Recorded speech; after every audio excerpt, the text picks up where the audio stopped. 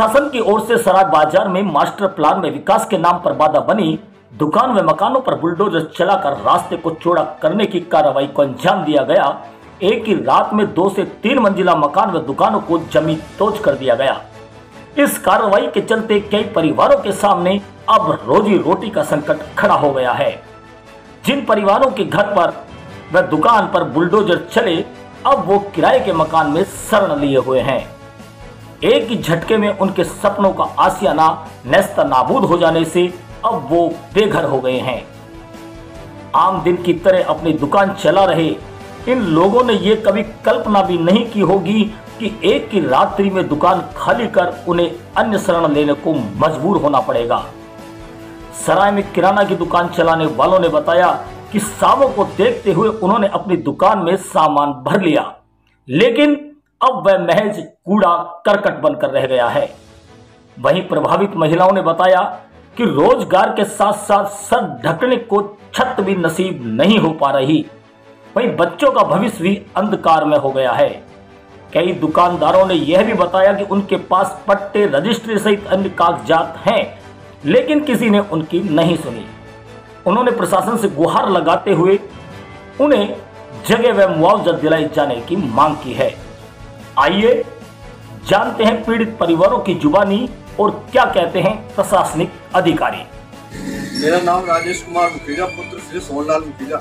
हमारे दादाजी श्री ताराराम जी पंजाबी ने 1956 में कस्टम डिपार्टमेंट के द्वारा एक जमीन अलॉट करी थी, जिसकी नीलामी ऑक्शन बोली हुई थी। बनी हुई दुकान हमने खरीदी थी, उसके पास उसके संपूर्ण डॉक्यूमेंट्स हमारे पास है और गवर्नमेंट ने हमको बनी हुई दुकान ही बेची थी, उसका पूर्ण कागजात है। और प्रशासन ने हमारी कुछ नहीं मानी, हमारी बंद दुकान को तोड़ के चला गया। और हम 3 परिवार इस दुकान से पलते थे और हमारे खाने के भी वो पड़ गए। प्रशासन हमारी कोई सुनवाई नहीं कर रहा और हम कहाँ जाए, प्रशासन हमारा कोई ध्यान ही नहीं दे रहा। मेरा नाम संतोष कुमार शर्मा, पुत्र प्रेम नारायण शर्मा। मेरी दुकान सराय में था। उसको फिर से पहले 3 मालिकों की रजिस्ट्री है और उसके नक्शा है। मेरे से बिना पूछे डंडे की जोर पे खाली करवा के और मेरी दुकान तोड़ दी गई है। मेरी माँ है, 80 साल की बुजुर्ग है। मेरे से तो बोला है बिना जब तक मेरा बताने का भी है ना, व्याख्यान में अगर घूम तो रोने लग जाऊंगा। बिना दस्तखत कराए और प्रशासन ने अपनी मन मर्जी से तोड़ दी। ये खाका न्याय बिना मुआवजा दिया हुआ है। ये तो हम तो हमारी चित्ते पर गए, इससे ज्यादा उल्टा हो गया। सारी रात हो गया। मेरे पास कुछ नहीं है, बिल्कुल रोड पाएंगे। जल्दबाजी में हमारे पास कोई साधन नहीं था, इसलिए किराए के मकान में शरण लिए। अब हमारे पास किराए देने के लिए भी पैसे नहीं है। मेरे पास सामान है, जो व्यवस्था है वो कट्टे में बांध करके मैंने पटक रखा है।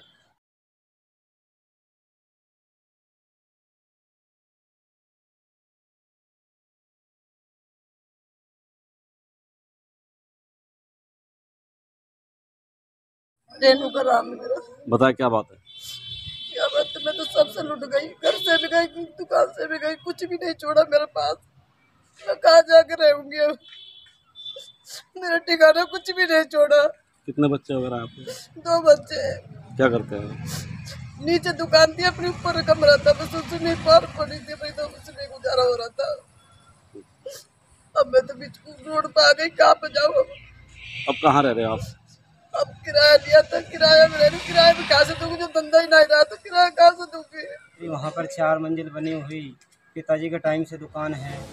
पिताजी मरने के बाद दुकान को मैं ही करता आ रहा हूँ और मेरा जीवन यापन करने का, मेरे 2 बच्चे हैं, उनको जीवन यापन करने का एकमात्र यही सहारा था। प्रशासन द्वारा हमको दुकान में मास्टर प्लान के तहत नोटिस दिया गया था, जबकि हमने कोई अतिक्रमण नहीं किया गया है और अभी तत्काल में उन्होंने परसों अलाउंसमेंट करके कि दुकान खाली करो और दुकान से बाहर हो जाओ अपना अपना सामान लेके। ने हमको मुआवजे के लिए बताया गया कि आपको यहाँ से हटने के बाद मुआवजा दिया जाएगा या नहीं दिया जाएगा। नहीं, ये बताया गया कि हमको कहीं जगह दी जाएगी या नहीं दी जाएगी। अब कल प्रशासन ने हमारी दुकानों में 4 मंजिलों में तोड़ फोड़ कर दी और बिल्कुल उसको ध्वस्त कर दी गई है। बिना जायज नाजायज देख के बीजेपी कांग्रेस की लड़ाई में इन्होंने जनता को परेशान किया है। राजनीतिक दुर्भावना है।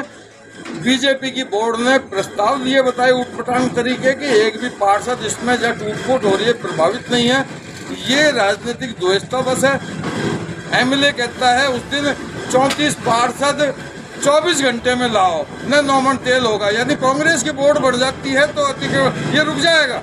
और ये जो नोटिस दे रहे हैं हमको, मेरा भी मकान प्रभावित हुआ है, 3 मंजिल की बिल्डिंग फूटी है, मैंने ईओ को और सबको दे रखा है, खुद ने एक कोर्ट मामले में लिख के दे रखा है। अधिशासी अधिकारी ने और उपखंड अधिकारी ने जवाब दिया है कि इनका वैध है निर्माण, और मैंने कागज दिए हैं ईओ को, एसडीओ को, टाउन प्लान का नक्शा दिया है जिसमें 50 फुट का रास्ता है, पूरा रिकॉर्ड उपलब्ध कराया, लेकिन उसके बावजूद दुर्भावनाओं से ग्रसित होकर मेरी 3 मंजिल की बिल्डिंग को अचानक फोड़ दिया।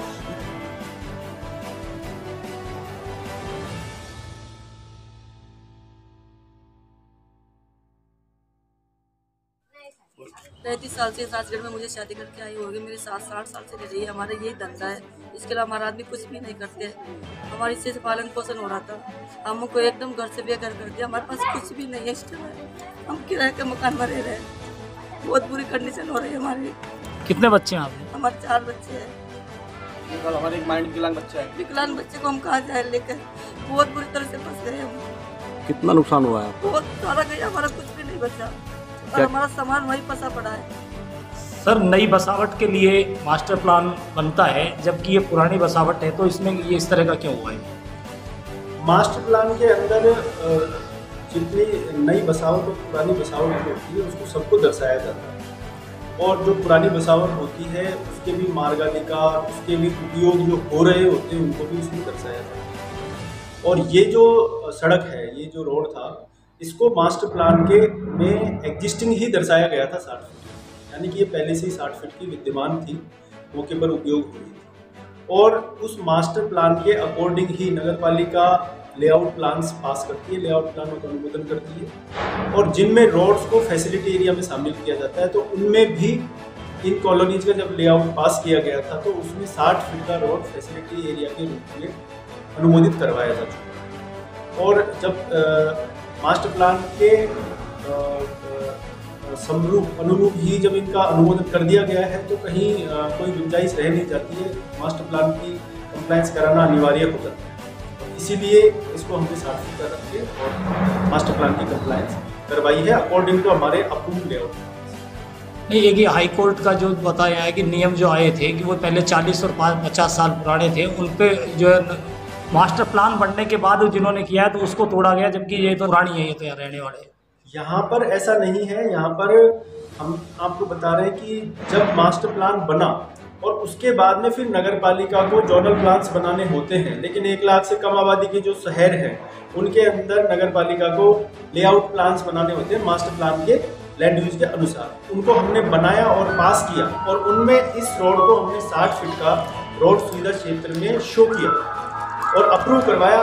पब्लिक से ऑब्जेक्शन मांगे, कहीं कोई ऑब्जेक्शन नहीं आए, उसके बाद हम प्लान्स को पास किया और इसको हमने 60 फीट का एक तरीके से रोड नोटिफाई कर दिया, और उसके बाद इसको हमने 60 फीट का रोड जो है बनाया। मास्टर प्लान जो होता है उसमें पुरानी जो एग्जिस्टिंग जो भी फैसिलिटी होती है वो और नई बसावट जो प्रपोज होती है, दोनों ही उसमें लैंड यूज दिखाया जाता है। ये जो रोड है अभी गोल चक्कर से लेकर स्टेशन रोड, ये आप देखेंगे पुराना रेवेन्यू रिकॉर्ड देखते हैं, उसमें भी ये 48 फीट से 54 फीट कहेंगे 60 फीट इसको रोड दिखाया रेवेन्यू रिकॉर्ड में, इतनी चौड़ी रोड ये है। उसी के हिसाब से मास्टर प्लान बना, उसी के हिसाब से ये कार्रवाई आज की गई है मास्टर प्लान की कंप्लायंस में। सवाल जो उठता है कि साहब ये नई बसावट थी, ये नई बसावट एक बार मान भी लिया कि नई बसावट नहीं है, लेकिन ये जो मार्गाधिकार है जो रेवेन्यू रिकॉर्ड में जो रोड है उसके अंदर ही आती है। अपन का ये कहना है कि साहब ये वैध निर्माण थे उनको तोड़ा गया है, तो ये दोनों प्रकार से वैध नहीं है। ये मास्टर प्लान के हिसाब से भी वैध नहीं है, कि रेवेन्यू रिकॉर्ड में जो रास्ता ये जो है उसके हिसाब से भी ये वैध नहीं है। अब एक हाई कोर्ट का जो हवाला दिया गया है कि उसमें साहब जो काबिज जैसे जो 40-50 साल से थे और उसके बाद मास्टर प्लान आया, मास्टर प्लान के बाद जिन्होंने बनाया वो तो चलो था कि वो मास्टर प्लान में, लेकिन ये तो पहले से ही है और मास्टर प्लान बाद में बना है। जी, ये जो भी निर्माण पहले से बने हुए थे या अब वर्तमान में अभी हाल ही में बने, वो सब मार्गाधिकार और जो रेवेन्यू रिकॉर्ड का 50 फीट या 60 फीट का रोड है उसमें बने हुए। अगर हाईकोर्ट की मंशा ये है या मास्टर प्लान की मंशा ये है या अवैधानिक ये होता है कि किसी का कोई वैध निर्माण है, किसी ने अपने कोई प्लॉट में कोई कन्वर्टेड कॉलोनी में कोई निर्माण किया है, उसको अपन जाकर कोई प्रश्न जबरदस्ती तोड़ता है तो वो एक अवैधानिक श्रेणी में आता है। लेकिन यहाँ अपन एक केस देखते हैं, इसमें ये रोड एग्जिस्टिंग इतना चौड़ा पहले रहा है, लोगों ने जो निर्माण किए हैं वो रेवेन्यू रिकॉर्ड में जो रोड है उसकी चौड़ाई में और मास्टर प्लान की चौड़ाई में उसमें की थी, ये वैध निर्माण नहीं है। सब इसमें मुआवजे वगैरह का कुछ है या क्या कुछ है आगे? मुआवजे का मुझे नगर पालिका के नियमों की जानकारी नहीं है। नगर पालिका बोर्ड की मीटिंग के बाद ही ये उस कंप्लायंस में ये कार्रवाई की गई है।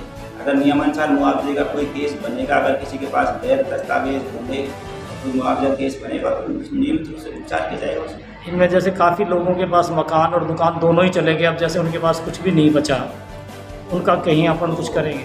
बिल्कुल, मेरे हिसाब से शासन को संवेदनशील है इस मामले में। अगर ऐसा मामला है तो उस पर बिल्कुल गंभीरता से विचार विमर्श किया जाए।